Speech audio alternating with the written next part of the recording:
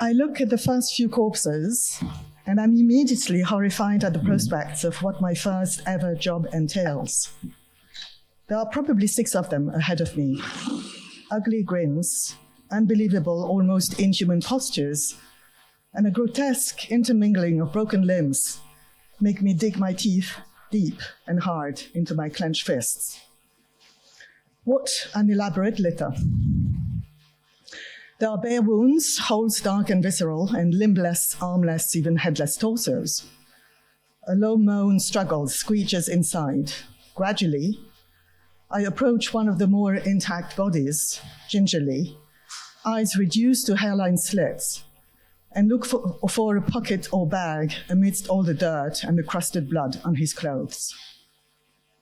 I find the ID card in his back pocket, and in some kind of limp, involuntary motion, throw it into the nylon army rucksacks the captain gave me last week.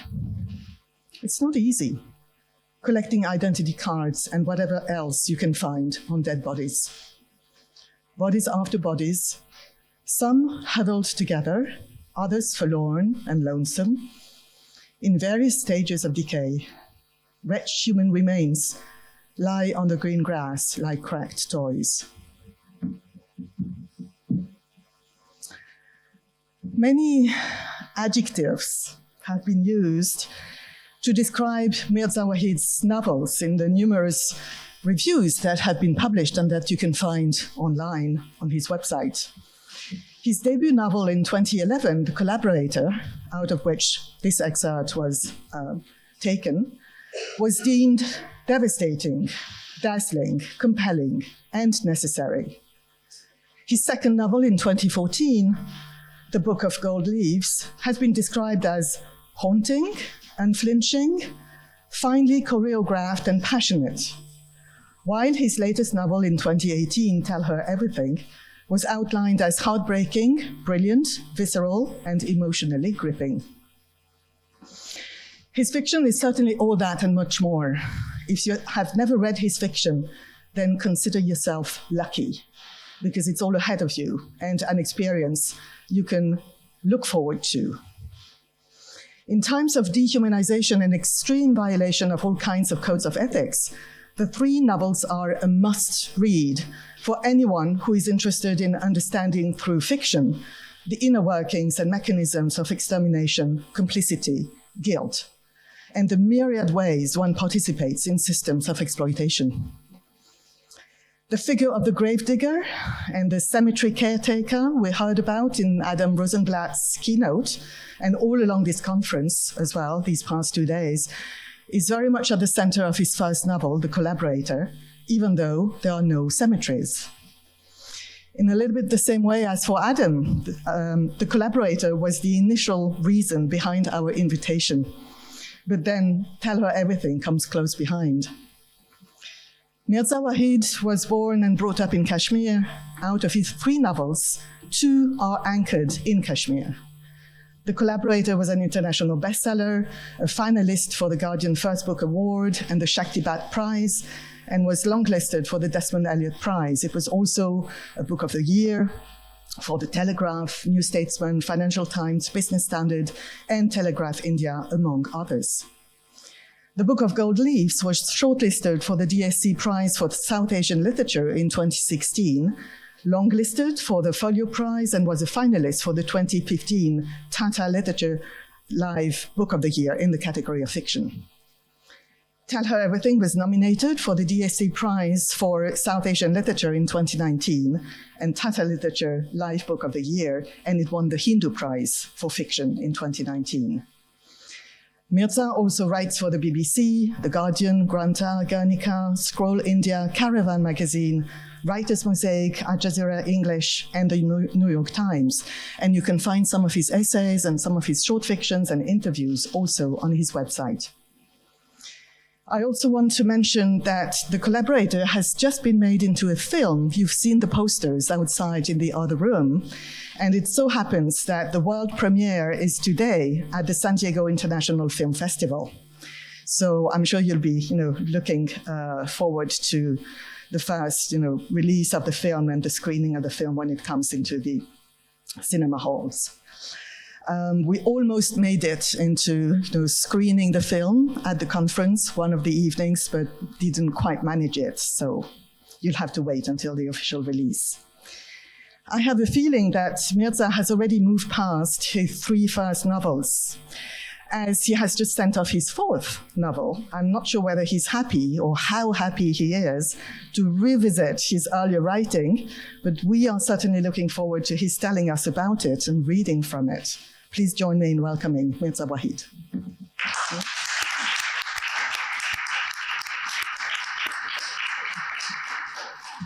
Thank you, Judith. That was incredibly generous. Yes. And thank you, everyone, for being here. I have attended almost all the panels, and I've learned from them. All of them were very instructive, and I, in fact, a lot to pack in these 2 days, especially for someone like me who... Okay, I don't go to conferences like these very often, so it was a lot, very instructive, all the panels. I've learned so much that it'll take me some time to kind of process all that I have learned all these days. And my apologies for not making to the morning panel, because as I said, things have been a little delicate for me, so I couldn't make it. So I'm sorry about that one.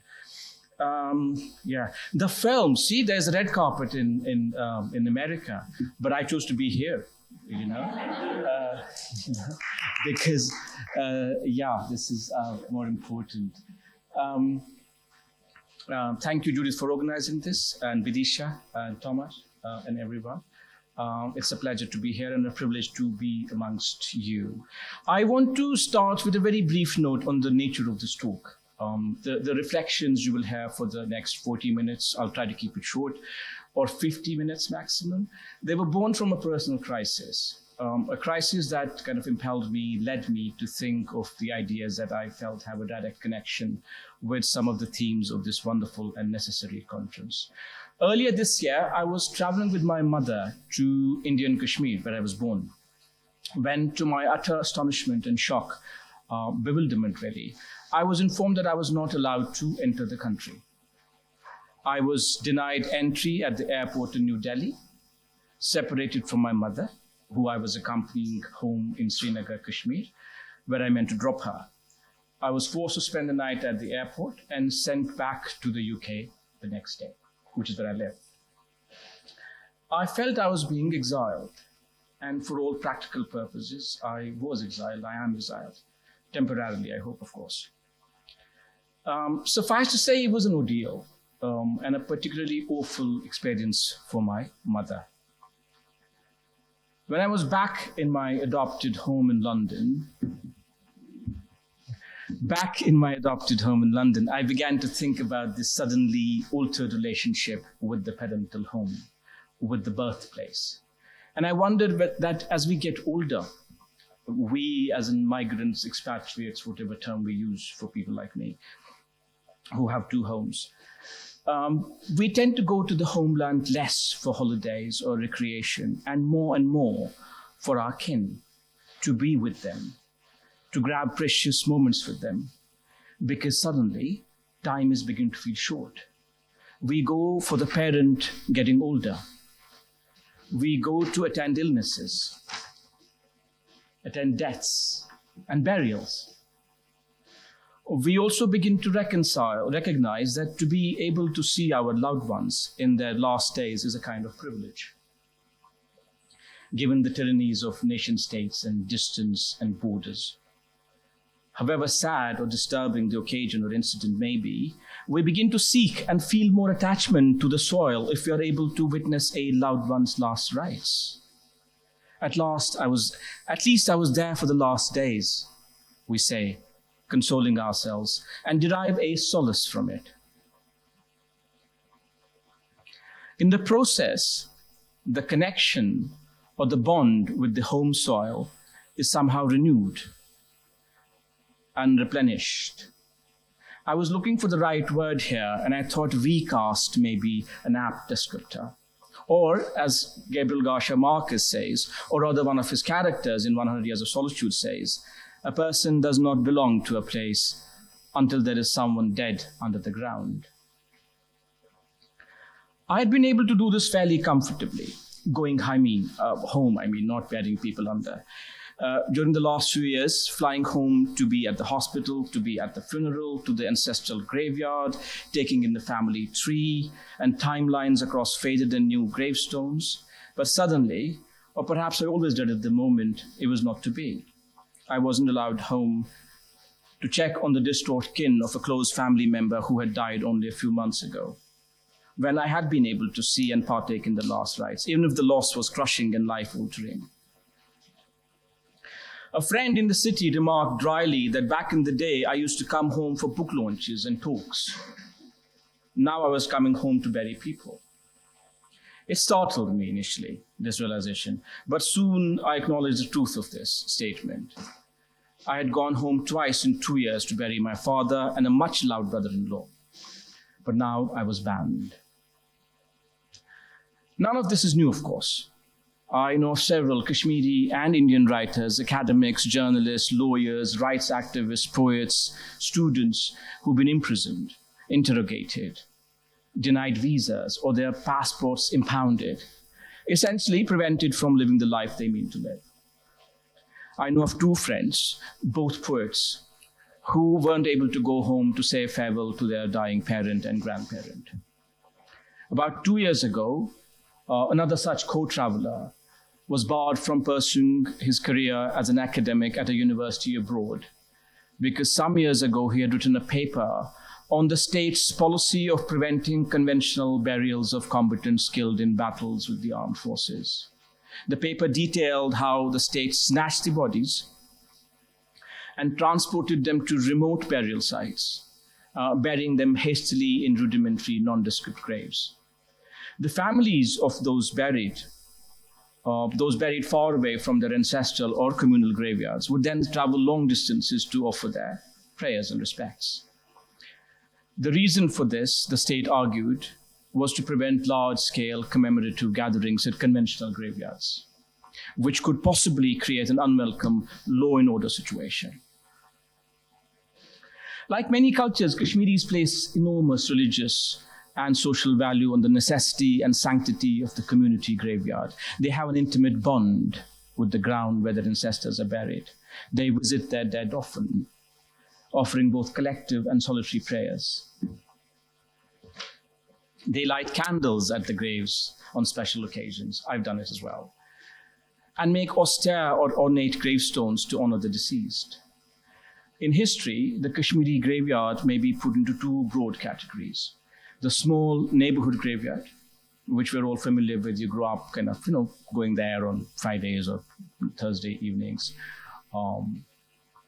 The small neighborhood graveyard and the large communal one, including but not limited to the martyrs' graveyards, where a large number of those killed since the start of the insurgency in 1989 are buried. I'm talking about, conservative estimates are about 70,000 people were killed since 1989 in Kashmir. There also exists about, and this is a very, very conservative estimate, about 5,000 unmarked and mass graves in the mountains of Kashmir, where many of the unidentified dead are buried. There has never been a full-scale forensic appraisal of this last category. We haven't even moved past discovery, let alone begin to account for the unnamed burials. In fact, the only rights organization that published the first detailed report on the mass graves of Kashmir, the Jammu and Kashmir Coalition of Civil Societies, it's a conglomerate, a federation of human rights bodies in the region, JKCC, if you want to look it up. Hasn't been shut down, but it's been under a lot of pressure, like immense pressure. Its activists are either incarcerated or they've been coerced into silence. I want to segue briefly here. I haven't made a note of this. So related to this is another organization in Kashmir, which, because somebody talked about Argentina earlier, it was called APDP, the Association of Parents of Disappeared People. It was mostly women, mothers, on the lines of the mothers of the Plaza de Mayo in Argentina. And they used to have a unique protest in the main city of Kashmir, which was every month they would gather at a city square, mostly silent protest. They would wear headbands on their foreheads with the blank outline of a photo on their heads. And this was a monthly thing, and it went on for years. And, the state let them be because it was a mark of respect. They would kind of, they thought, okay, these are people, they will not have answers. They let them, but now that's not allowed because assembly has been criminalized. So even those women who used to go to the city square every month on a certain date to kind of go with their, headbands, they can't go. They came into existence because these are the parents of the disappeared people of Kashmir, which the numbers vary between 8,000 and 10,000. There's obviously a connection between the mass burials in the mountains and the disappeared people, but until there is an accounting, a forensic appraisal, you can't connect the two, in terms of research and data. But it never they haven't allowed that to happen. So I was saying, as a writer, I've of course, often thought about this policy of erasure and revision, about the reprogramming of Kashmiri history and society to fashion a new Kashmir. About the narrative campaign against memory and history that the state has waged historically, but more lethally since 2019, when the Indian government revoked Kashmir's long-held autonomy. The writer, the journalist, and the activist, and the academic, whose job, among others, is to mine and sustain memory, to speak for those who cannot, has become a particular target in the last few years. Both in the context of Kashmir, where I was born, and about which I write from my diasporic vantage from time to time, and in the broader context of the drive against truth and facts in our age of rising authoritarianism, aggressive technocratism, and militarism. But you see that the task of the writer in the simplest and the purest sense is to write and to speak. The writer will therefore write and speak. This is the background, briefly, that kind of brought me here today to reflect on the idea of conjuring death and mourning in exile. Reflections, some of which I have probably already made, on the portrayal of death in fiction written from a distance. The piece explores how an author in exile may grapple with such themes as Thanatic anxiety, denial of access to funeral and mourning processes, and the separation, what I like to term separation from the society of grief. The discussion also considers how emotional, epistemic, and physical distance from the homeland shapes the writer's depictions of the distant body, the longing for and the reimagination of lost rights, and the transformative effects of disconnection from the cultural center. It also briefly looks at how classical and modern writers engage with the idea of death and burial in exile. How themes related to burial and mourning affect the writing, but also how they may emerge from it. I say briefly because the subject is vast. The classical literature, modern literature is full of death and burials and what I also like to call misburials. It's I think a book-length project. I'm too tired to do it. Anyone, please,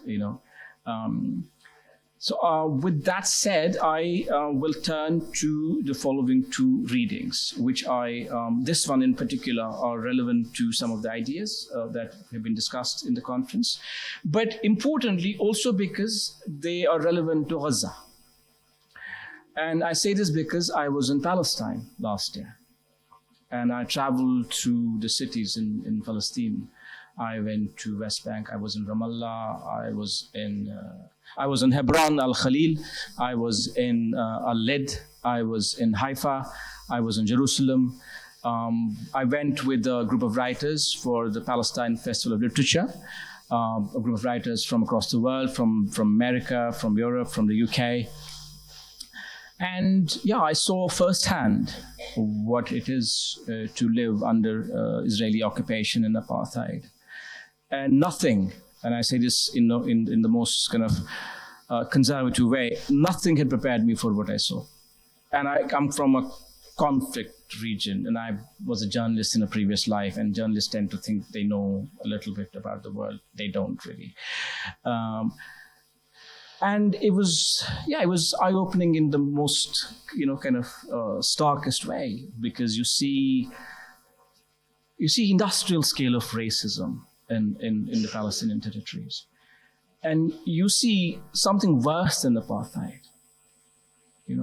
I also felt that all the codes we use, subjugation, occupation, colonialism, oppression, incarceration, some of they somehow fall short. Because I was in East Jerusalem, in Sheikh Jarrah.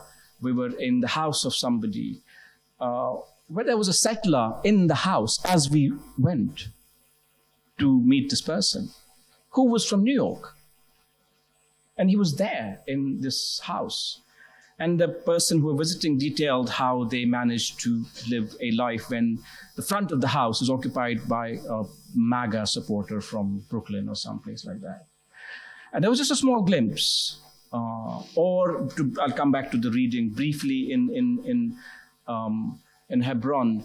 Hebron is a city of about 250,000 people. And we went to the city center, the old quarters of the city, and it's hollowed out. It's as if some metal claws have dug into the heart of a city and emptied it out. Yeah. And we went down this avenue, which would be probably like the Regent Street or a big fashionable street in Paris back in the day. And you saw the remnants of the shops in Hebron on the city center.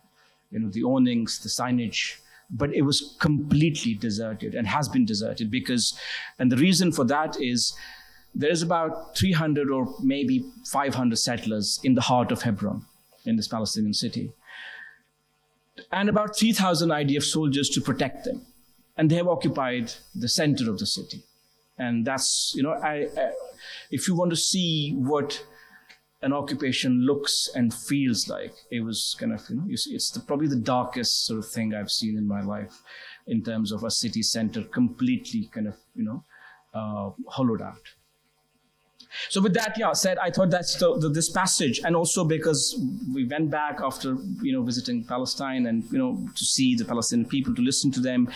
All of us writers went back to their kind of places, and we've been sort of reflecting on what is happening. And then Gaza happened, and then the unconscionable killings of October 7th happened, and then the ongoing genocide and the erasure of Palestinians and the extermination, which is ongoing at the moment. So I chose this passage from my debut novel. Judith earlier said, I don't like to go back to my previous work. It's true, not because sometimes you find something that you think could have been written better, or you find this story should not have ended this way. So it's a really, really bad sort of idea. But then it's done. The book did reasonably well. Somebody wanted to make a film on it. So I'm going to read this longish passage. Please bear with me for the simple reason it kind of has echoes with whatever has been discussed in this conference so far. As the singing of hymns grows, I summon courage, gather my wits, collect my nerves. I must be brave. I light the fire. There's a buzz in my air. It's early evening. Out there in the distance, dark forms circle in a steady motion. Those dogs, those hyenas, those eyes again. I lower my eyes.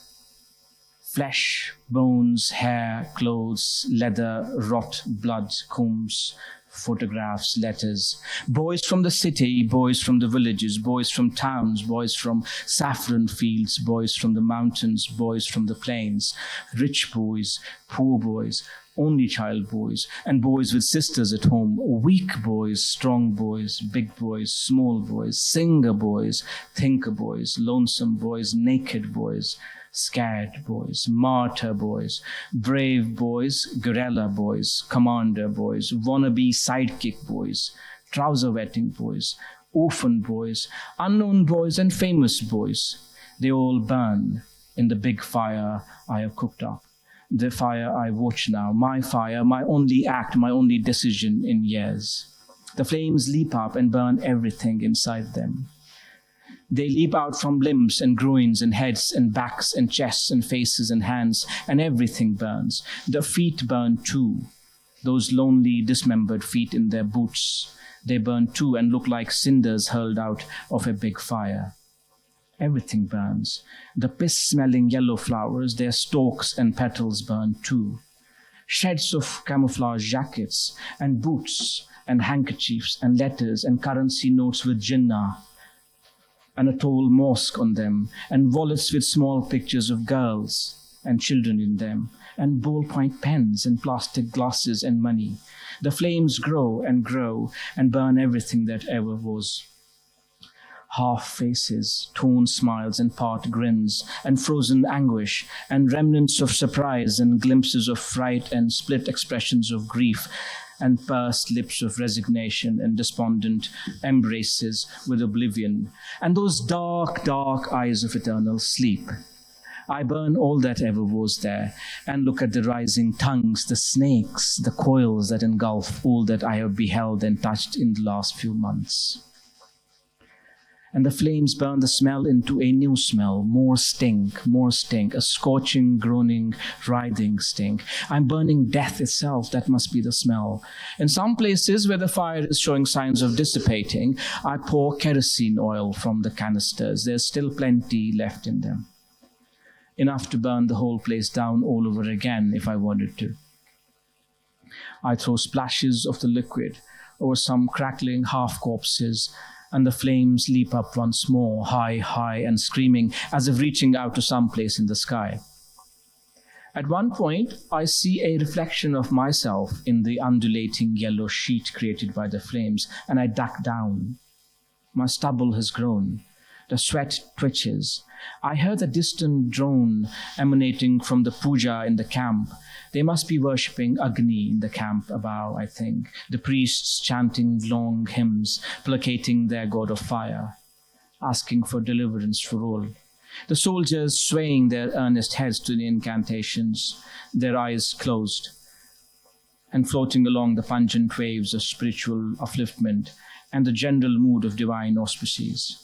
Qadian will be returning to his wife in the morning. Qadian is the military officer who this boy works for. I'll probably explain the context a little bit later. Qadian will be returning to his wife in the morning. Qadian, this is the place, this place that you have turned into a ghostly graveyard. It glowed with the warmth of my friends around the fire of our childhood. Right here by the serene river, near the cricket pitch of only the faintest of outlines survives now. Perhaps only I can see it, where I now stand surrounded by men departed long ago and recent, fathers, brothers, husbands, lovers, sons, cousins, uncles, and friends and mates, all dispersed rubbish-like in your playground, strewn on the banks of the river with the things they carried with them. Sad, dismal, demeaned reflections of their former selves. Look at them.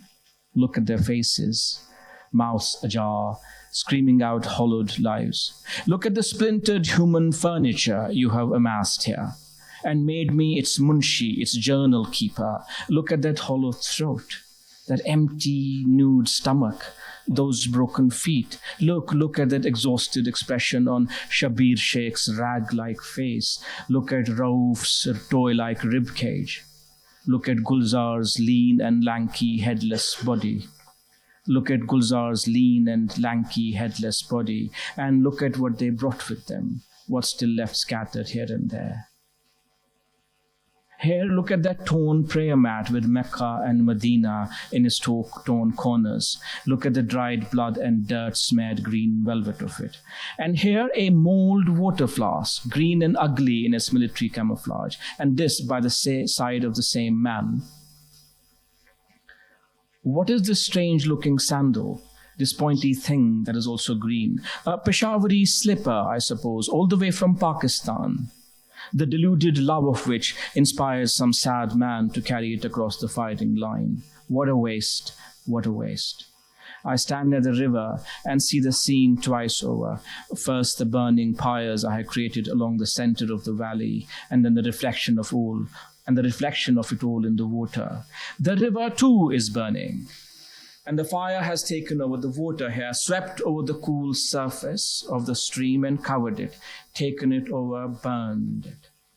My face throbs warm, my armpits begin to drip, my stubble feels prickly. I scratch at it and collect a few beads from my chin and run my hand over my throat.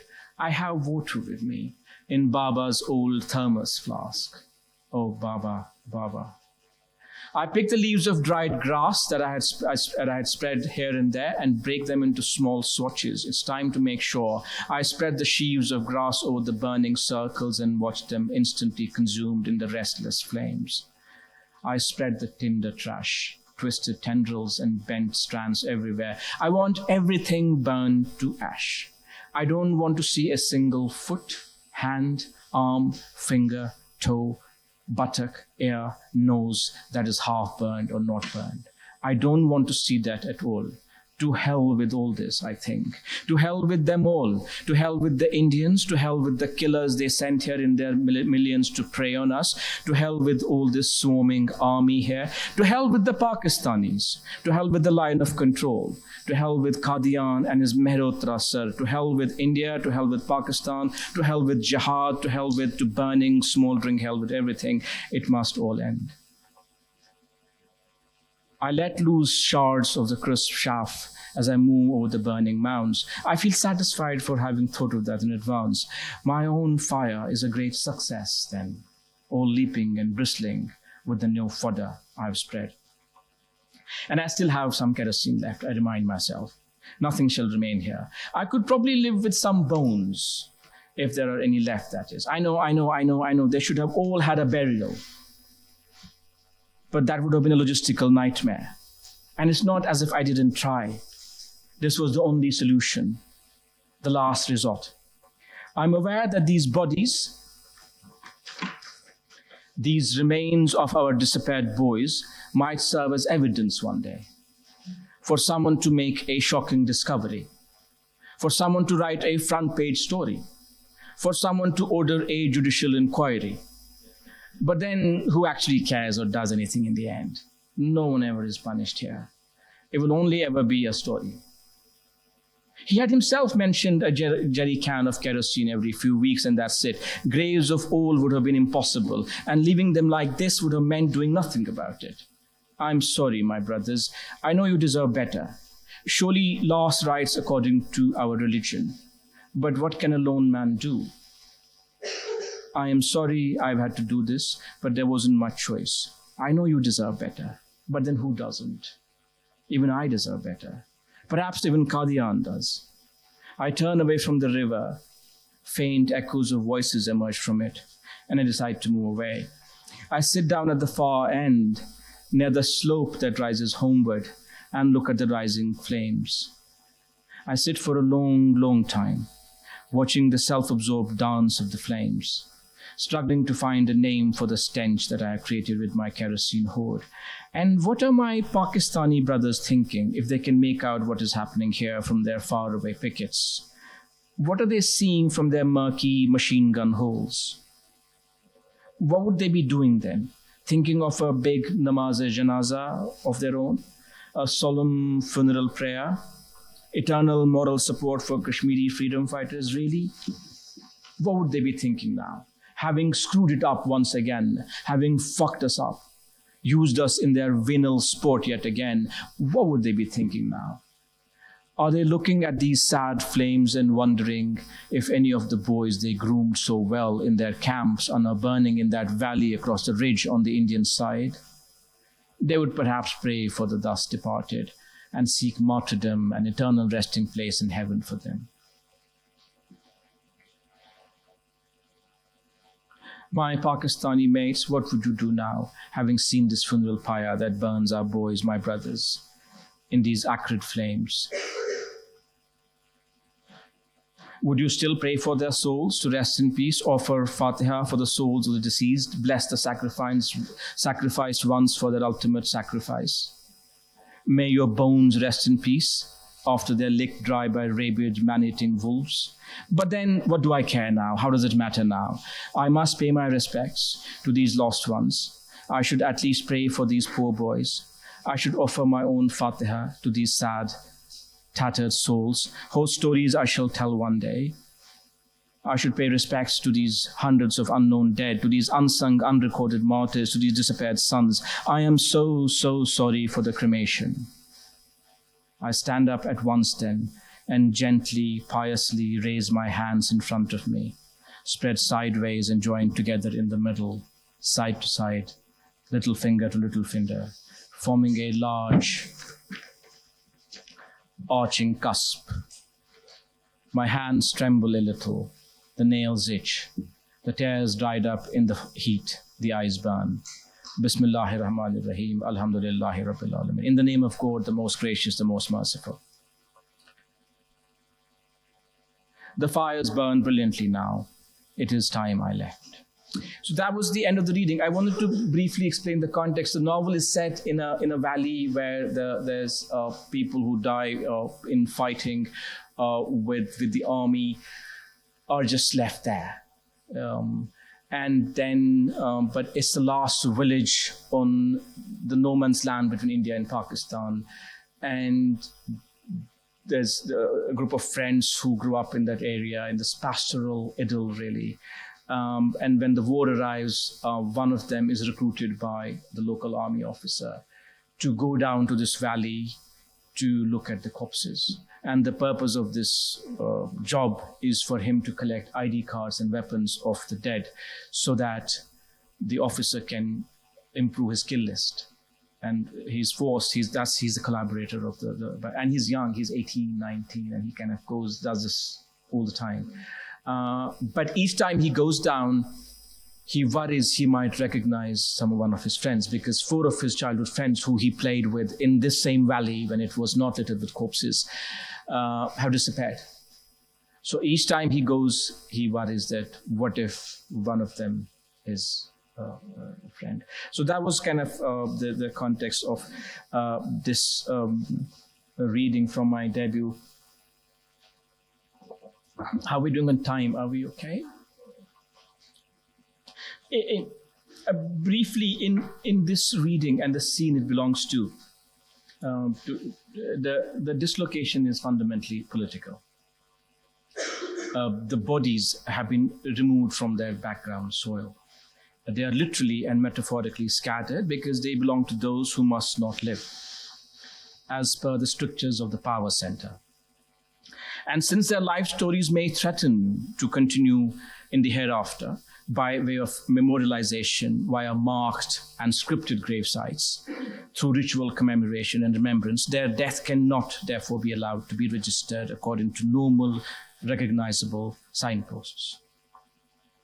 The mass or open grave is not merely a denial of identity as a distinguishable being, but also a suppression of the possibility of life in death. Even in death, the eternal, the mausoleum or the mausolean, the memorable, is considered dangerous. A lot more burden is then reflexively placed on the imagination of the living. It weighs heavy on me, goes the saying. Hence the imagined conversation with the unburied in the passage. I think at one point he says, a few of them haven't been touched by vultures and crows at all, so their flesh just gets thinner and thinner, tighter and tauter, like high-strung leather with each passing day. These are the ones you dread most for fear of recognition. What if an acquaintance suddenly turns up? So the anxiousness over the absence of proper graves for these poor fellows that afflicts the narrator, who's, as I said, the young boy, it has already informed his future self. He is remorseful and fearful that such a fate may also await him one day. And more worryingly, those he holds close, his own family. This then is the consequence of disconnection and dislocation. If the bodies were to be returned to their points of origin, to the neighborhoods and communities from which they emerged, the commemoration attributes to them and their kin a new life, one of lasting remembrance. Perhaps one of the main reasons people yearn to be returned to the maternal soil is the fear of unbelonging in death. Isn't it one of the more fascinating aspects of human consciousness, the fear of loneliness in death? When we say, I don't want to die alone. And I don't want to die alone is something that the narrator infers from all the corpses around him, because they have not been consigned to their due resting places. And so he's impelled to do something about it. But because he cannot abide by the status quo of the decaying corpses, he must formulate a different set of last rites for them. Earlier in the story, he reproaches himself for his inaction and inability to do something about the corpse valley he often visits. He berates himself, not yet having fully processed and come to terms with his own moral paralysis.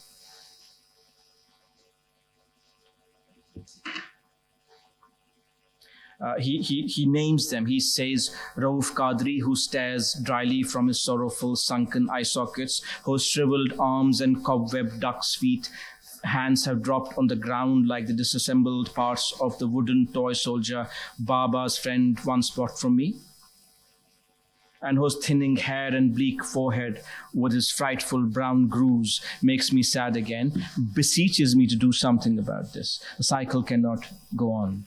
It has to end. It has to end. In these instances, in the fictional kind of portrayal of these instances, to imagine death and dying then assumes complex social, psychological, and political dimensions. It also somehow rearranges the connection between the living and the dead. The received notions of what it means to be the surviving member of a family to the dying person or the dead person is been altered, is been transformed in this kind of setting. Which is, so the burning instead of burying, assumes the form of defiance in this context. He knows deep down it's not the right thing to do, But as I said, because the connection has been transformed, it's been redefined, it's been altered, it's been damaged. And since he's just one lonely boy rather, living under the boot, he improvises. And he does so because he cannot live with what the state has decreed. I think that's the end of section 1. It's very grim, so we'll have a French interlude where Judith will read from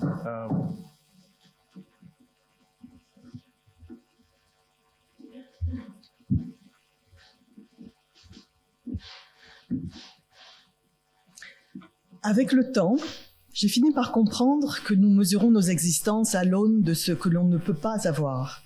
Et je trouve ça triste. C'est peut-être nécessaire, mais c'est une façon désolante de vivre sa vie. J'ai beaucoup réfléchi à ça. Comment exister en faisant le compte des choses que je ne peux pas faire, que je ne peux pas avoir, que je ne peux pas être? C'est une existence au rabais. Quand j'étais petite, j'avais une mère et un père, et ils m'aimaient aussi tendrement que n'importe quel parent aime leur fille unique, sans doute plus encore. Et puis, je n'ai plus eu de mère. On m'a dit qu'elle était partie pour un monde meilleur, où elle veillerait sur moi toute ma vie. Et puis tu as décidé de m'enlever mon père. On m'a dit que tu étais obligé de faire ça pour m'offrir une vie meilleure, une vie plus riche et pleine de possibilités, et que tu veillerais toujours sur moi. Je suis donc devenue une orpheline. Ma mère partie pour un monde meilleur et mon père qui m'envoyait tout le temps de l'argent pour que j'aie une vie meilleure. Je suppose qu'une orpheline qui ne manque de rien est mieux lotie qu'une orpheline dans le besoin. S'il te plaît, papa, ne te méprends pas. Tu croyais agir au mieux en m'envoyant loin de toi, mais tu ne t'es jamais dit que j'aurais pu préférer rester avec mon père? D'autant plus que j'étais soudain privée de ma mère, d'autant plus que je n'ai jamais pu, pas un seul jour, pas un seul instant, oublier l'image de toi et moi à la morgue, attendant que maman soit présentable pour les proches. Il est tout à fait possible que tu n'aies pas pu, que tu ne puisses toujours pas imaginer à quel point c'était terrifiant, à quel point chaque jour depuis celui-là est devenu terrifiant, à quel point je ne cesse de revenir à cette journée-là. Je m'agrippais à toi, mon cher père, et je me sentais en sécurité, au chaud, et puis, soudain, j'ai eu la bouche très très sèche, comme si on m'avait fait avaler de la suie brûlante.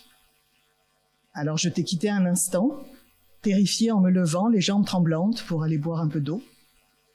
Je l'ai fait très rapidement afin de pouvoir revenir à toi et sentir ton corps plein de souffle et de vie.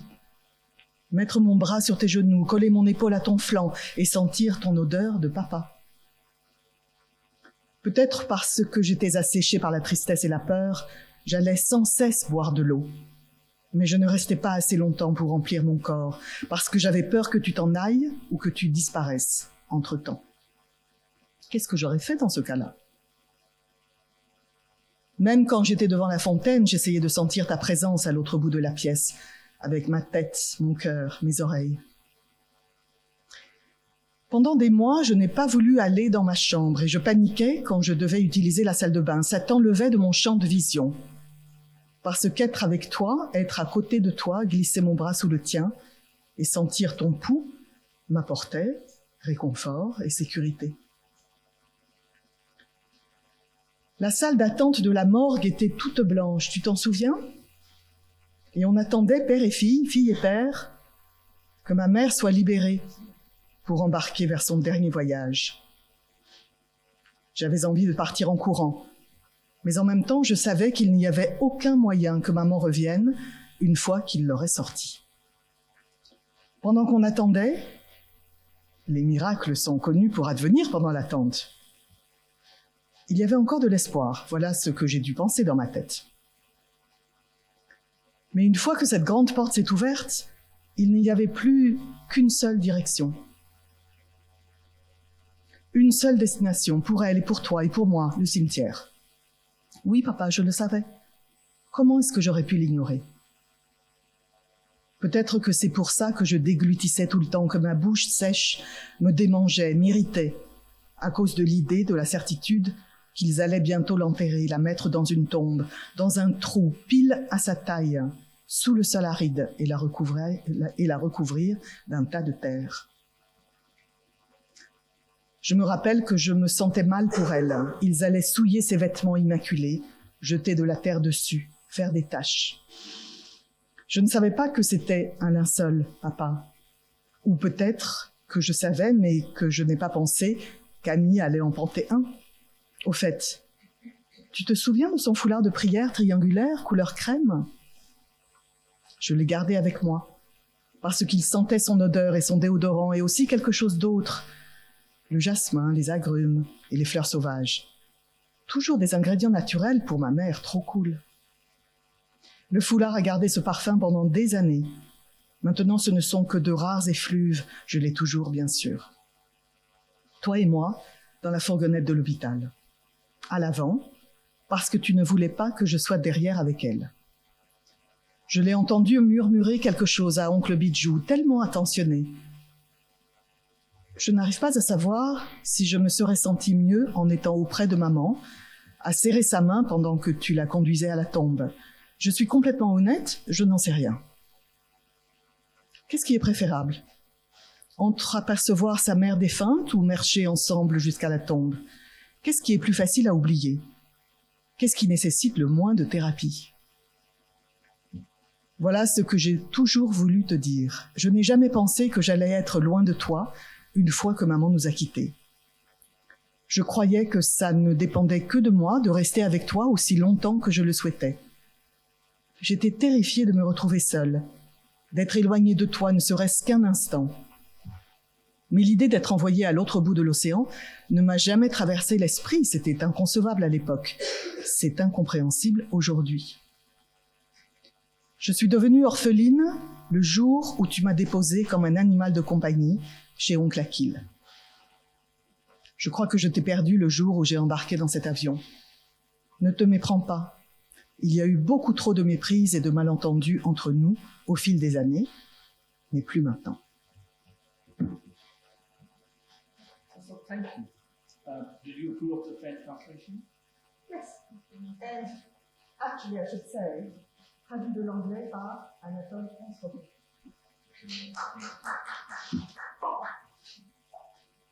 Yeah, my French is kind of not up to date. Do I need this one or Yes. are we okay on time? Are we? Yeah, right. Over time, so this is very briefly. I was initially worried that I'll talk so much about death and bodies and morgues and such things. Then I thought, what the hell? This is the society of the morbid here. We talked about death. So we might as well, but also because because none of this is forensic. I kind of understood, not entirely, but some of the connotations of the word of the last 2 days, and then I realized that my work is obviously not to do with that, and I don't want to be grand and say it's forensics of the soul, but I could say it's the forensics of the emotion. Of the sentiment that we deal with, what happens to the internal landscape when we are confronted with burials and exile and death and so on and so forth. In that context, so there is this my third novel, The Tell Her Everything. It is, as I said, since you all work with death, is about a doctor, a medical doctor, and he's a very successful doctor, lives by the Thames in London, has a luxury apartment, lives alone, and he's rehearsing the letters he wants to write to his estranged daughter who lives in America. He wants to come clean about he's very successful, he has a lot of money, but he's done something rather dark in his past. So he's now kind of, the book is written in the form of kind of his rehearsed conversation with his daughter. And the daughter has, there's a few letters from the daughter that punctuate the narration by the father. This is one of the letters, and I've chosen a short one, I promise. When I was little, I had a mother and a father, and they loved me as dearly as any parent would love their only daughter, probably even more. Then I didn't have a mother. I was told she's gone to a better place, from where she would watch over me all my life. Then you decided to take away my father from me. I was told you had to do so in order to give me a better life, a better and fuller shot at life, and that you would watch over me all the time. So I became an orphan with a mother gone to a better place and a father who sent money all the time so I could have a better life. I suppose a well-provided for orphan is much better than an impoverished orphan. Please don't misunderstand me, Dad. You believed you did the right thing by packing me off, but has it ever crossed your mind that I might have preferred to stay with my father? More so because suddenly I didn't have a mother, more so because I have never, not for a single day, not for a moment, been able to forget you and me in the morgue, waiting for Mummy's body to be cleared for next of kin. It is entirely possible that you couldn't and still can't imagine how frightening it was, and how every single day since then became a fright, how I keep going back to that day. I clung to you, dear Father, and I felt safer and warmer. Then suddenly I felt very, very dry in my mouth, as if someone had fed me soup. So I left your side, terrified as I stood up, my legs quivering, to go and drink some water. I did so quickly, so that I could come back to you and feel your body, breathing and alive, put my arm in your lap, touch my shoulder to your side, and smell the dad smell on you. Perhaps because I was parched with sadness and fear, I went again and again to drink water. But I didn't stand there long to fill my body, because I was scared you might go somewhere or disappear in the meantime. What would I do then? Even when I stood at the dispenser, I tried to sense your presence on the other side of the room with my mind, my heart, my ears. For months, I didn't want to go to my room, and I panicked when I used the bathroom, as it removed you from my sight. Because being with you, being next to you, locking my arm in yours and feeling your pulse gave me solace and safety. The waiting room at the morgue was all white. Do you remember it? And we waited, father and daughter, daughter and father, for my mother to be released so she could be away on her final journey. I wanted to run out of that room, and yet I knew there was no way Mummy could come back once they brought her out. While we were waiting in the morgue, and miracles are known to happen during waiting, there was still some hope. I must have thought in my mind. But once that large inner door opened, there was only one way to go, only one destination, for her and for you and me, the graveyard. Yes, Father, I knew. How could I not? Perhaps that's why I swallowed all the time, felt a scratchy, prickly dryness in my mouth. The idea, the fact that they would bury her soon, put her in a grave, in an ummi-sized hole in the dry earth, and cover her with a mound of earth. I recall feeling bad for her, that they would spoil her pristine clothes, fling dirt on them, make stains. I didn't know what a shroud was, Dad. Or maybe I knew, but I didn't think we would make Ammi wear one.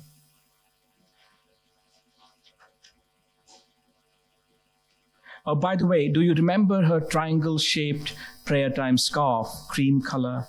I kept it with me because it smelled of her body spray. And something else too, jasmine and citrus and wildflowers, always natural ingredients for my mum. The scarf gave that scent for years, but only faint, occasional whiffs now. I still have it, of course. You and I in the hospital van, at the front, because you didn't want me in the back with her. I heard you whisper to Uncle Bijou, so caring. I haven't been able to figure out whether I might have been better off being close to Mum, clasping her hand as you led her to her grave. I'm being totally honest, I don't know. What is better? Glimpses of dead mothers or a proper walk together to the grave? Which is more forgettable? Which requires less therapy? So that's one of the letters that the daughter writes to the dad. Can I take a sip of this? I used to have, when I was young, I used to have Coke before readings. No, not Coke, Coca-Cola. You know the can of Coca-Cola. It was kind of sugar and whatever you get a bit of with this orange juice and water. So in this reading and the setting, as is apparent from the text, it's an unmoored diasporic migrant space. The body is solitary.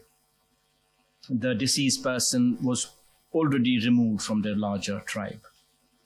Its only companions now are isolated bodies or the imaginaries of such bodies in the minds of the living attendants. Therefore, the solitary, seceded funeral state. All this is perhaps reflected in the physical characteristics of the setting, the morgue, its doors, and its cold desolation. We're looking at a reflection on the condition of death in expatriate life. What happens to you when you die in a strange place? In the scene, the morgue has become the place of the final farewell.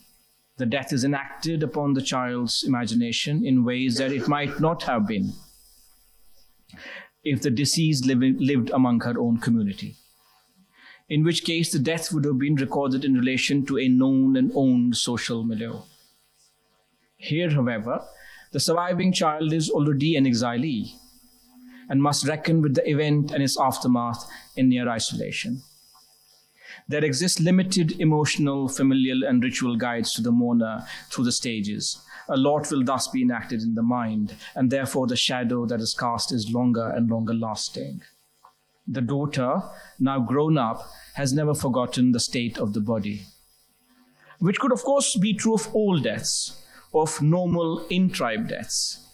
But since the witnessing has occurred without deflective emotional and physical linkages, that is, commiserations of family, neighbor and friend, observance of specific rites, and the collective incantation of prayer, the death is experienced twice over, in the event and in its searing lifelong recollection. The body in the box and the morgue have thus become powerful markers of loss and mourning. The morgue in a foreign land exerts more power than it should, hence the precise and pressing remembrance in adulthood. Thereafter, the trajectory from the scene of death to the place of interment is clinical, is functional. because the surviving kin do not have associations to which to hold on to. They must race to the graveyard in order to be transformed into a community of grief, whether it's a small circle of migrant friends or the immediate family unit. In this case, as we see, it's just the parent and the child, each forming a solitary extension of absentee observance. What might have the grandfather, grandmother, the aunt, or the presiding local priest said, they must wonder. They are not merely bereft, they are adrift. So while the citizenship of cemetery should normally accord humanity and identity to the buried, the social solitariness of the grave, she is not buried among her own, may act as a barrier to bestowing particularity to diasporic death. In their separate recollections, pored over and nursed for years, both the father and the daughter are making up for the absence of commemoration that they may have consciously and subliminally felt. They do this by keeping the moment of death and burial fresh, as though it were all in the present. Both recollections rest on granular specificity, imparting memorability to the body of the mother and the wife, who was not memorialized as she should have been. We're also looking at an internal landscape rendered desolate, first by the loss of the parent and then by the sudden recognition of the absence of society of grief. The scene portrays an exile that has been in the making since birth. But it also tells us that it could well be a normative condition of expatriate living. You grieve alone. If not for the dead kin, then for the lost homeland. If not for the lost homeland, then for what might have been. The mourning is solitary, or at best confined to a short, restricted and restrictive circle. In some ways, it could well be the case that the creator of fiction may be casting a gaze at a projection of their own life arc. To extend their thought further, it's also plausible to suggest that the writer may be preparing themselves for a fate similar to that of their characters, and vice versa. The reflection on the condition of exile seeping into the characters and the narrative they're making up. But what happens when death and grief are viewed from a higher temporal distance, imagined not in social or political terms, but in universal philosophical terms, the conjuring of death reckoned with in terms of time and space, in space-time? Samantha Harvey portrays this with great power and acuity in her new novel, Orbital. Here is death and disease, and the deceased body considered from space. Mourning, or a sort of mourning, on board a space shuttle in orbit, and immediately assumes a different tonality and meaning. This novel, which I very highly recommend, is a very slim novel. It's set on board a space shuttle, which is kind of going round and round and round. And one of the astronauts hears that her mother has died, and she doesn't go, because the idea being one of the billions of bodies on that planet has expired. What do you go for? Because she's kind of they're circling Earth about 16 times a day. So I thought it was fascinating to see how Sam Harvey, who I hope should win the Booker Prize for this novel, imagines death from that distance, where it's not in terms of the immediately political or social, but in cosmic kind of connections, because they're looking at Earth, the moon, the sun, the aurora, and she's wondering, what does her mother look like now? But she can't go. So yeah, we cannot go back to Earth, to home, just because one of the billions of bodies present on it has expired. So the novel is called Orbital, and the astronaut here is called T, and she's kind of, when she hears her mother's died, at the time she is looking at the experiments that the astronauts are carrying out on mice on the space shuttle, who she knows will die because they're giving them different diets. And while she's feeding those customized diets to the mice, she's thinking of her mother's body, because she touches the spine of one of the mice and she remembers a bone on her mother's arm, which she used to remember when she would kind of tie her hair in the childhood.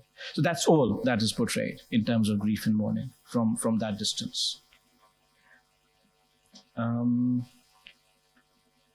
I'm trying to cut this short because I'm aware we're kind of, running out of time. Are we okay? What is? Yeah. So these, philosophical questions around existence and conscience, they will always have, spiritual and moral dimensions. I wanted to mention Antigone because, in the text, the body of Polynices isn't merely a bone of contention between Creon and Antigone. Sophocles is more interested in exploring the meaning of the relationship between the surviving kin and the deceased in terms of honor and moral codes, in terms of what is due in the afterlife.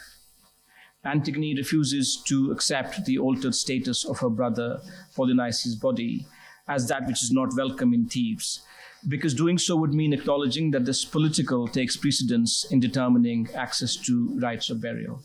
For Antigone, age-old cultural and religious tradition supersedes the political moment because an honorable burial must be accessible to all.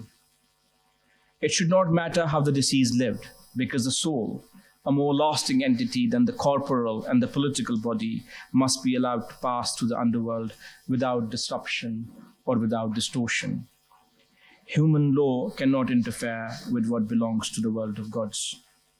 Following Creon's decree would mean acknowledging her brother lived and died wrong. Antigone defies Creon not merely because the latter's conduct as a ruler is tyrannical, but because she believes that by virtue of being dead, her brother's fate, or the fate of his soul, does not rest with earthly authority anymore. It has already passed into another realm. Therefore, the polis and its rulers should not have power over it. That is one of the core motives of the Sophocles test. To draw further on classical representations, and there's a lot of representation of death and mourning in classical literature, I think it's better left to literary scholars here, we must go to Homer. When Achilles drags Hector's body behind his chariot, for instance, in the Iliad, around the tomb of Patroclus, he's using the body to seek retribution. Oh, did I miss here? Yeah. He's using the body to seek retribution. But if the gods allow for the body to rot, it would be against the rules of death and commemoration. Therefore, Apollo constantly renews and preserves it, until at last Priam strikes a deal and buys his son's body with gold. The story ends not with the end of war, but with a funeral, that of Hector, with a mourning period of, if I remember correctly, about 12 days or something. After which we know the war and the killing and dying will resume. The concepts of honor and the body eternal take precedence over motives of death, defeat, and victory, even if momentarily. Similarly, I think Rahul mentioned home fire yesterday. So in Kamala Shamsi's, I'm sure if some of you have read the novel, extraordinary retelling of Antigone home fire, which reinterprets the themes of burial in a contemporary political framework. The body of Anika, who's Antigone in the novel, the body of Anika's brother, Pervez, travels far to the ancestral burial ground with catastrophic consequences for all. Shamsi relocates the Antigone premise to a diasporic setting and introduces further complexity to the story. Anika's brother's body is unwanted in his home country because he ran afoul of the law. But Shamsi imbues this conflict with a critique of the relationship between migrant bodies and adopted homelands. What if the body was white? Would the state have acted in the same manner?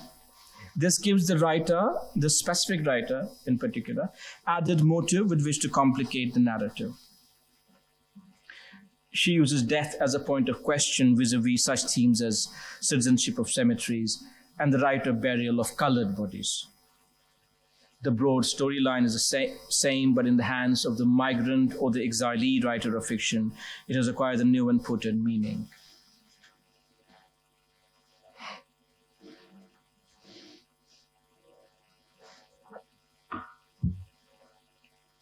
Since I began with a personal note, I think I should end and probably say a few things about my own experience of returning home for burials.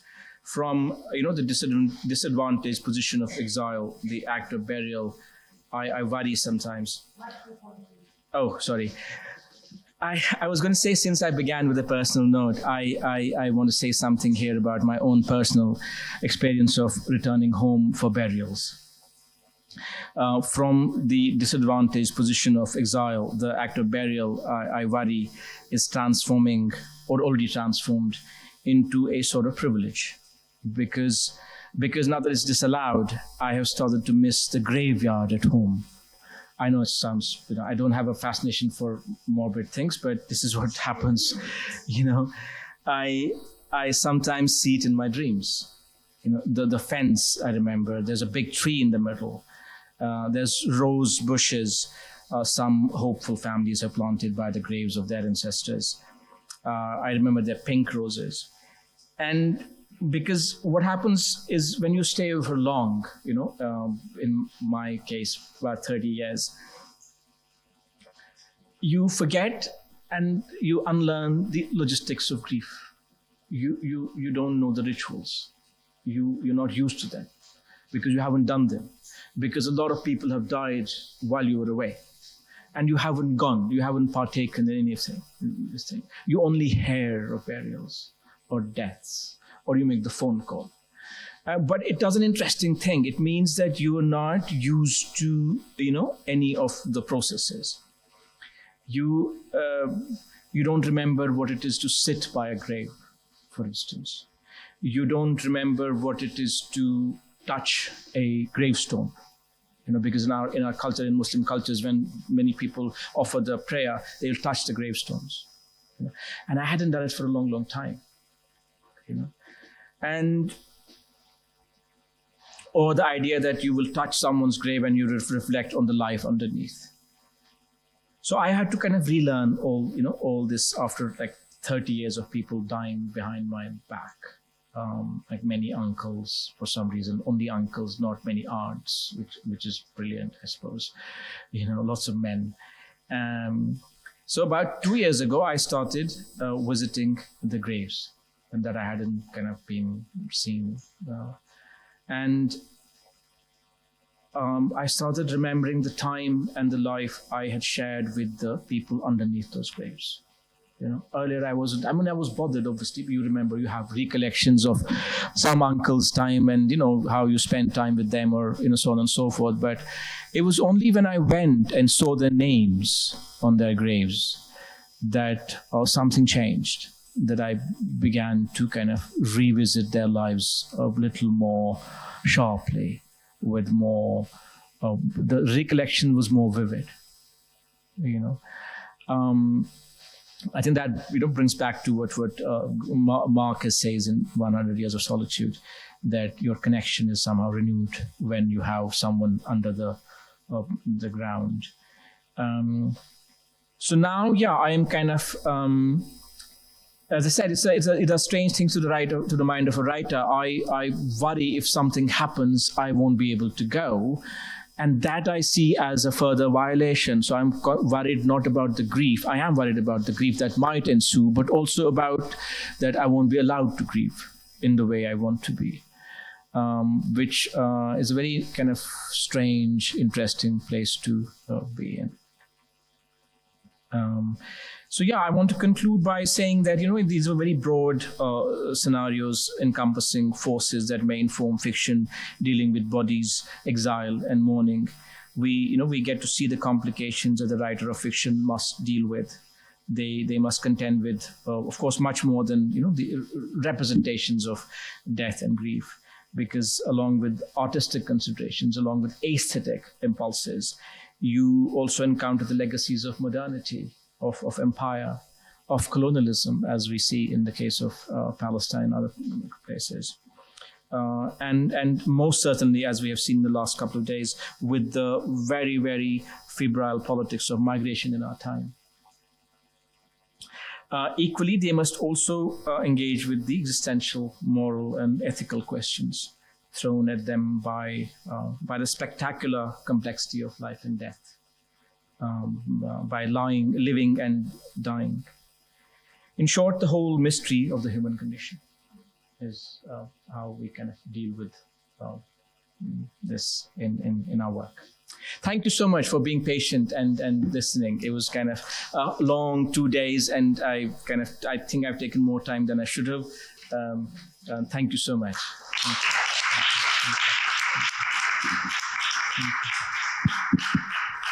Thank you.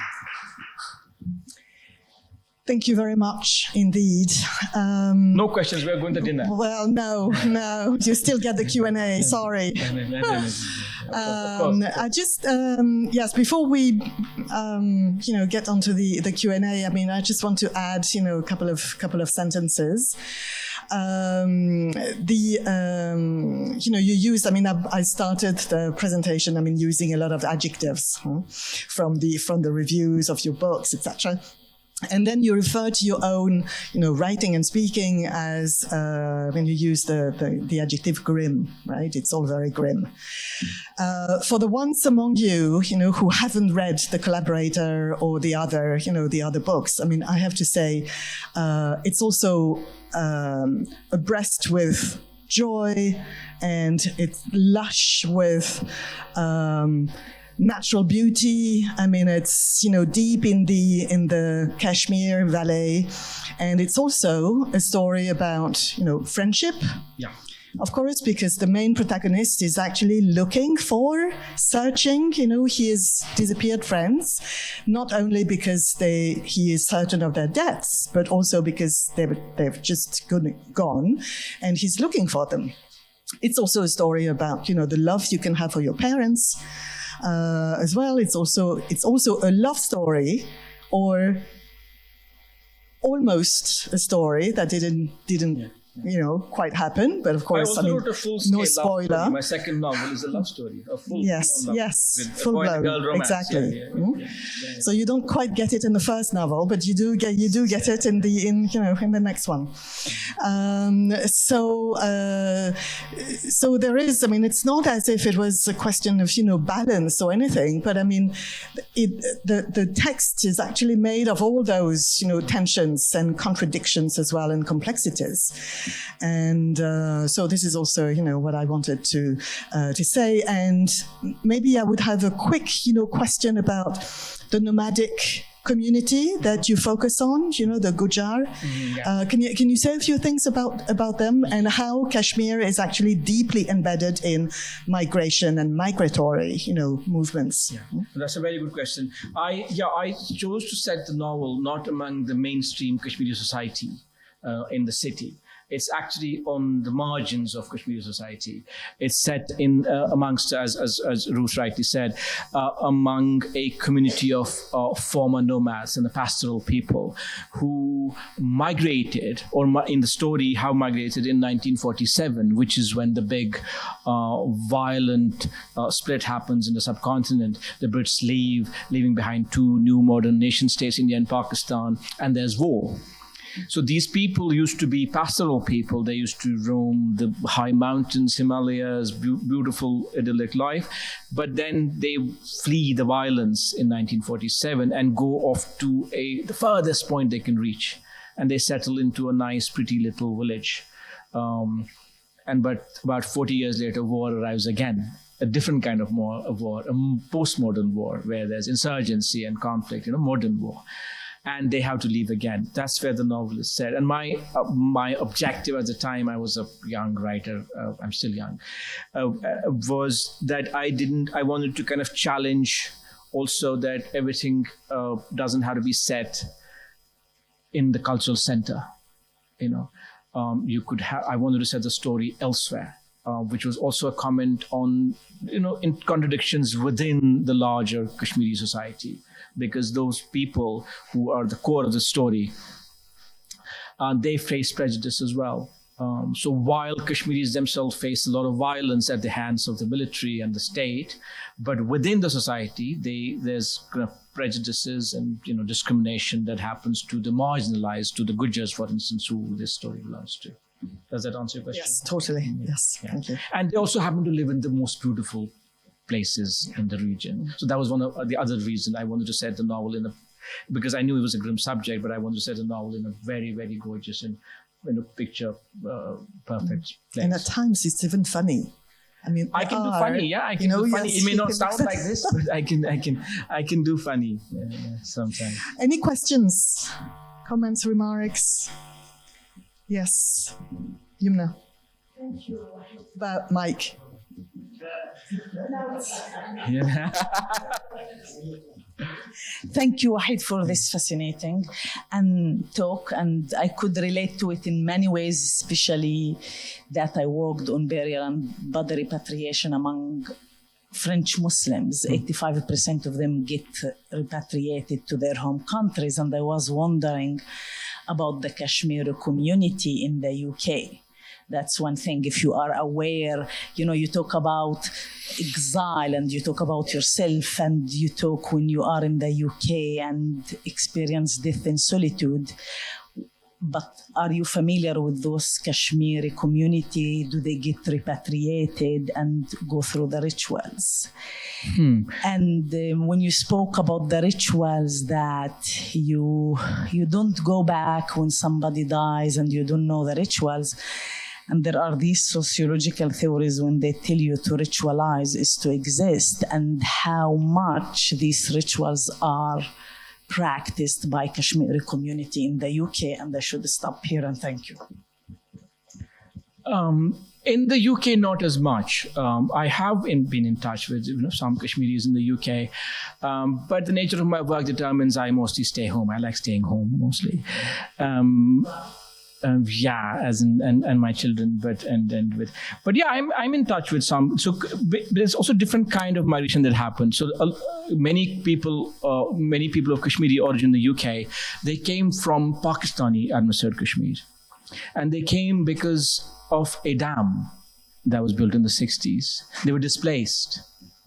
So a large kind of hydropower project basically submerged all their neighborhoods, and a lot of them then kind of found places in the UK, and they're from the other part of Kashmir. Kashmir, as many of you know, is split. Parts of it are under Pakistan. My part is under India, but now India is kind of internalized it fully, taken over fully. So those people, sometimes you meet them, they live in other parts of the UK. When they move to places like Bradford and Birmingham and all these places. What was the other part of the question? The rituals.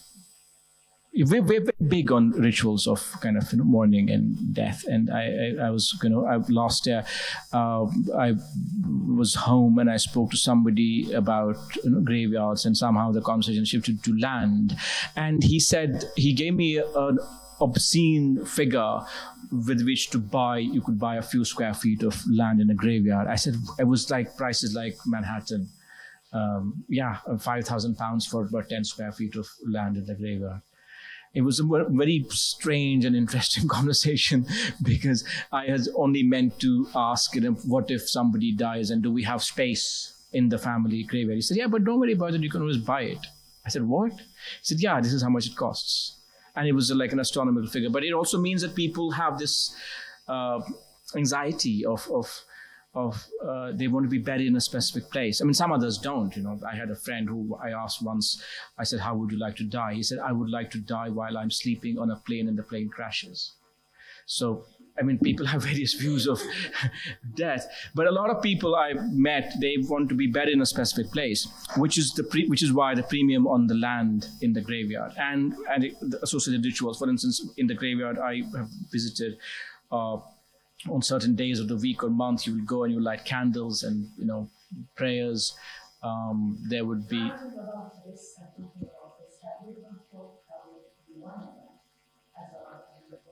I don't want to die now, really. No. Of course I have, and one wonders. It's kind of a strange, kind of perverse place to be in, because it forces you to think about these things, especially now that I'm kind of not allowed to go. I don't think I would care really where I am kind of, consigned into thing, but I worry about my family and places like that. It was interesting. I remembered my father having specifically instructed my brother-in-law, who he was very close to, that when I die, there might be moves to bury me in so-and-so graveyard, but don't allow it. I want to be buried in the other one. it was that I found out later about this. So it's kind of, it was very fascinating to hear that he had made sure that he had this conversation, because I wasn't there, the son wasn't there. So he spoke to the son-in-law, said, when I die, not that one, the other one. Yes, questions? So Rahul and Alan, any other for the moment? Hi, thank you so much for your lovely prose. So I have two really quick comments. The first is, as you were reading, it suddenly struck me how relevant from a literary studies point of view Albert Camus' The Stranger is, in terms of everything that we've been talking about, including the forensics aspect, because I'm thinking of the court scene, and so that's the first thing I want to say. The second thing is just a FYI, the first PhD thesis I supervised was at IIT Roorkee, which, as you know, is just south of Kashmir. Elham Fatma, brilliant young woman, her PhD thesis was called Paradise and Pain, Trauma in Kashmiri Literature. Oh. And I remember what hell it was to try to, because the professors, but why do you pick this topic? I mean, they just couldn't wrap their head around it, that she was writing about that and looking at me like I was some sort of treasonous, ABCD, like an American-born confused AC, like he doesn't know what he's doing. I just don't understand. We have BBCD in Britain. Yeah.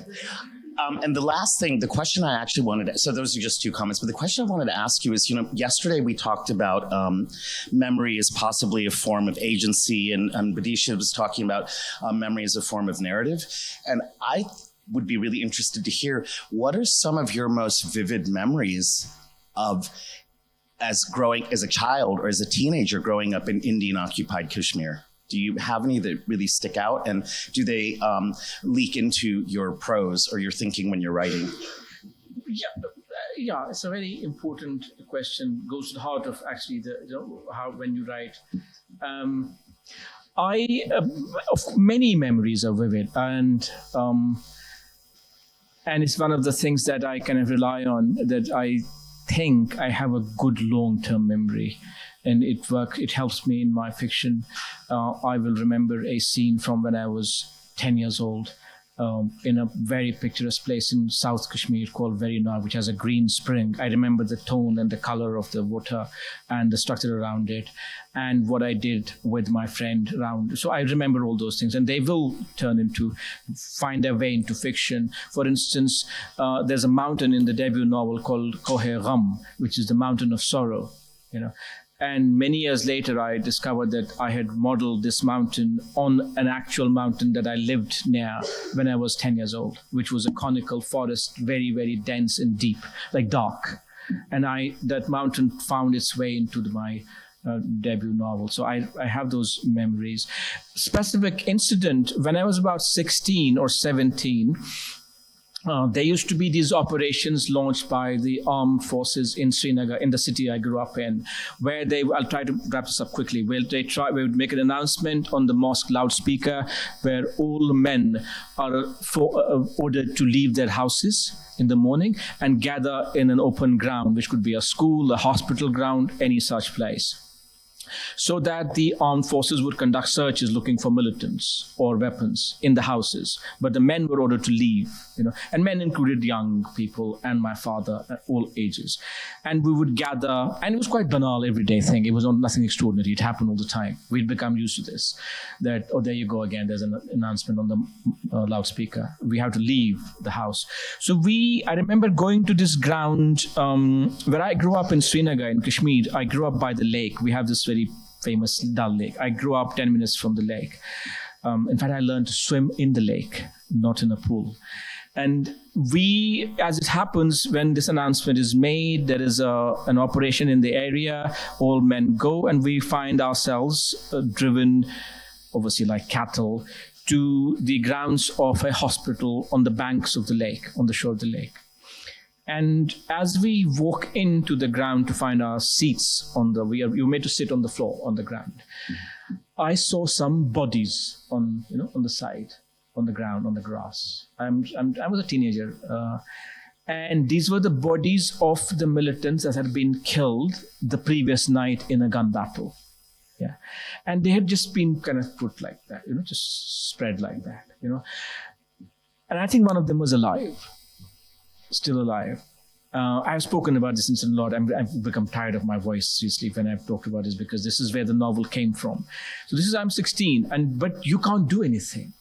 So you see these bodies lined up, but because you are supposed to walk in a queue to your sitting place on the ground, you can look, but you're not supposed to intervene. And you can see there's dead bodies on just like that, like, as I said, like broken toys. And I suspect, maybe I made it up, maybe I imagined, but I think one of them was alive and he was asking for water. His lips moved. But you go and you sit. My father is there, my uncles are there, the neighbors are there, everybody's there. And this is a very long one. We spent 3 days. I mean, not all days. We'll be allowed to go home in the evenings. But you sat there all day.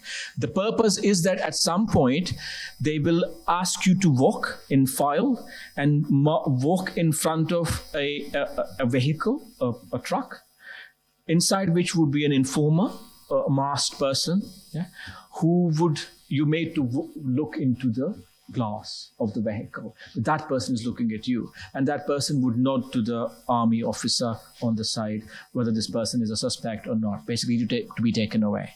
And many people disappeared like that, young people mostly, and some of them didn't come back. They were just sent to torture camps or whatever.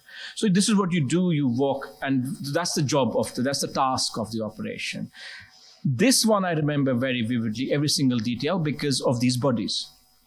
There have been many such operations in the area, in our part of the city, other parts of the city, all other towns and villages in the 90s. And so this image never left me. It always stayed with me,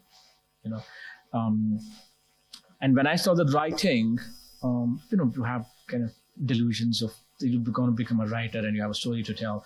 When I started writing my first novel, this image just couldn't leave me. So what I did then was I transported that small memory from my teenage into the mountains of Kashmir, and then invented a valley where there's not a few bodies, but a large number of bodies. And then one thing led to another. You had to have a character who's going to see those bodies.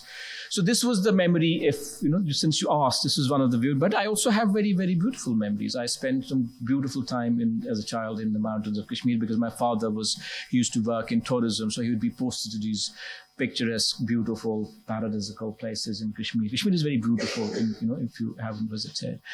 So I have those memories as well. We living by these rivers and streams in the mountains. I went as a 7-year-old. I went trout fishing on the shoulders of one of my father's staff in early morning at 6, because I insisted that I want to go fishing, and they said he's too small. So then, because they wanted to be nice for my dad, so one of them put me on his shoulders. And he fished in the high streams, getting trout, and I'll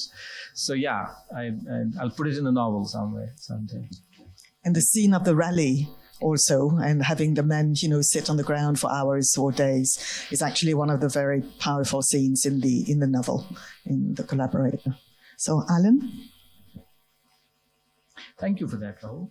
Thank you. I wanted to ask a question about identity and language, and I want to preface it by saying when I was an activist in the anti-poll tax movement in the 1980s, I was invited to Birmingham, and the big allies in Birmingham fighting the poll tax were the Kashmiri Workers' Councils, which was just a wonderful introduction to Kashmiri culture.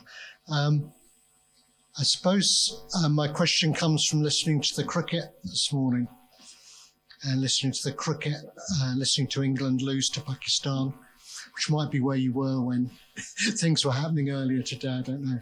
And India losing, well, they didn't score any runs yesterday. 46 all out. Although, they've done a bit better today. Yeah. That might tell me. You see, Norman Tebbit had the cricket test. And this idea that identity comes through your allegiances.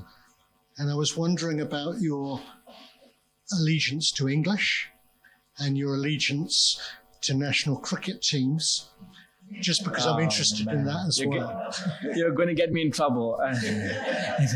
I'm already in enough trouble. And no, it's a very good question, and it's kind of, often kind of talked about. I have, in Kashmir, when you grow up, it's not even a question of choice. So you grow up, everybody follows the Pakistani cricket team. Everybody. And increasingly, I think it's more to do with politics but also religion to some extent, and that kind of affinity, and also the historical kind of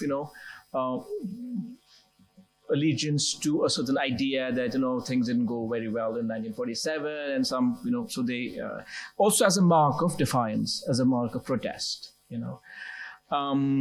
So you don't so when you grow up, you support Pakistan.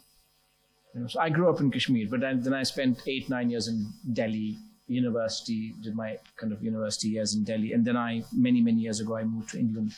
I like the current English team a lot, actually. Yeah, and because of the way they play cricket. But there's a reason, because I play cricket. I am a cricketer. I used to play for a team of writers called Authors Cricket Club in London, which, interesting story now that you've since asked this. So in 1912, there was a cricket team in England for which Arthur Conan Doyle played, and J.M. Barrie played. It was a team of writers, cricket team. 100 years later, in 2012, a literary agent and writer called Charlie Campbell kind of started this team, because he went around looking for writers who played cricket. And I was at a party in West London, and somebody came to me and said, "Do you play cricket?" And I said, "What a strange question, why?" He said, "No, I know you're a writer. That's not important." "But do you play cricket?" And it was Will Fiennes. It was a very fine writer. And I said, "Yeah." So he said, we want to have this team of writers. And because of that team, I saw more of England than I would have, because we are a touring side. We get invited to these beautiful grounds across the country, to Wormsley, into Salisbury, into the Cornish coast, and someplace like that. And I don't play now because I have children and I have this, but I played for a long time. And what was I going to say? So yeah, I like the current English team. I support Pakistan, sometimes out of that childhood conditioning. I love Virat Kohli because of how he bats and what he's done for this thing. But if I was asked if there's a match on TV and India playing Pakistan, my instinct would be support Pakistan. That's how I was brought up. If England are playing Pakistan, I somehow find myself supporting England, because they've changed the way cricket is played. I haven't answered your question fully, but I've tried. But at the same time, also, I never liked the Thabit test. It was a terrible thing. Because I'm sure if people are familiar with this, it immediately went into kind of racial politics, and then it was not a nice way of analyzing, judging people. As the great nephew of W.G. Grace, I would just like to say I thank you for your answer. Oh, thank you. Oh, wow. Thank you. Okay, yes, Bidisha. So last question, yes, and then we'll keep a few minutes. I mean, we do have French copies of the book, and so I'm sure Mirza would be happy to sign them. They would be next door, but we'll take one last question from Bidisha. I just had a quick question about the Gujars, because it reminded me of Usma Aslam Khan's novel Thinner Than Skin, which is also which follows the protagonist is from the Gujar community, and that's a very sort of eco-critical novel talking about her sort of connection with the land and kind of her powers from that and all of that. And you've also talked about the Kashmiri landscape. And so does that feature in your choice of? Yeah, I have a very kind of deep and connection with the landscape, in that not because out of a sense of identity, but because I lived in really, really incredibly beautiful places when I was a child, and unforgettably beautiful places, because of my father. We would tag along. He would be posted to so and so mountain place for 2 years, and we would be there. When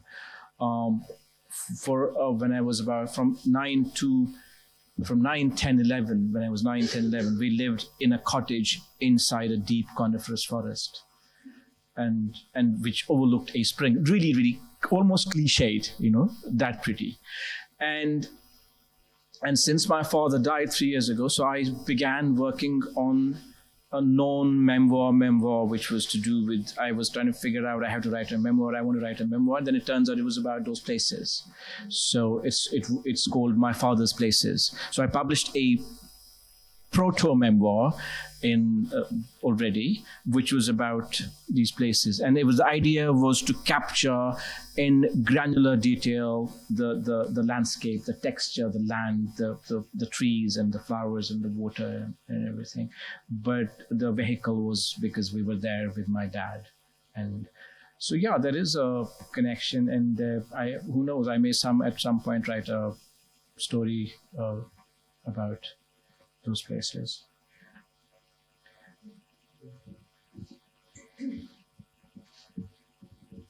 So I think we have come to the end of the keynote and the reading. Please join me to thank Mirza Waheed. Thank you.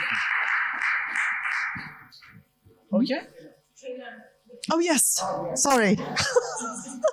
Absolutely. So we have one last treat for you for the day, the trailer of the film.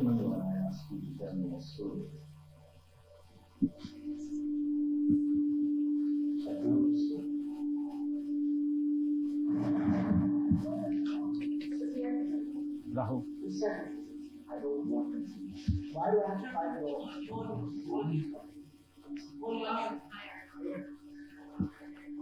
Rahul.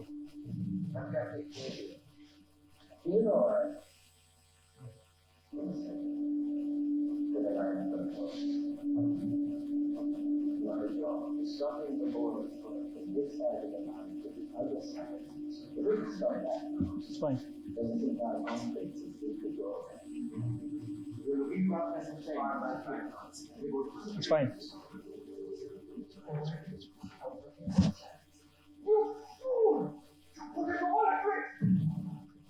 I've got a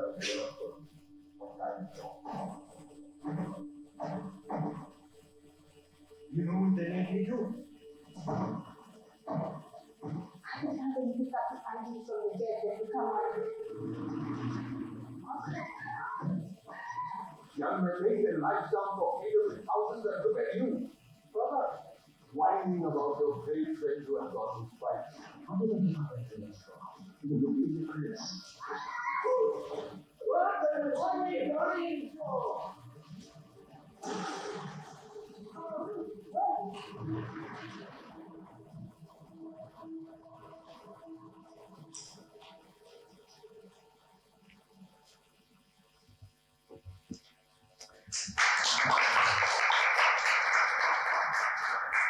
I would recommend reading the novel. They shot the film in Georgia. Yeah, they found a place, they found the likeness of the valley in the novel in Georgia.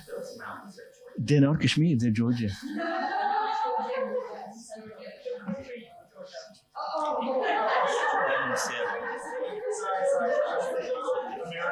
No.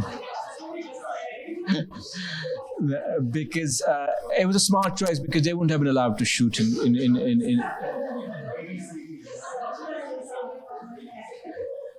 I would definitely recommend reading the novel before seeing the film. Definitely. So thank you again. Thank you so much for your patience. We have some copies of the French version, Dr. K. So yes, Mirza can certainly sign some of them. And I have one mundane announcement also to make.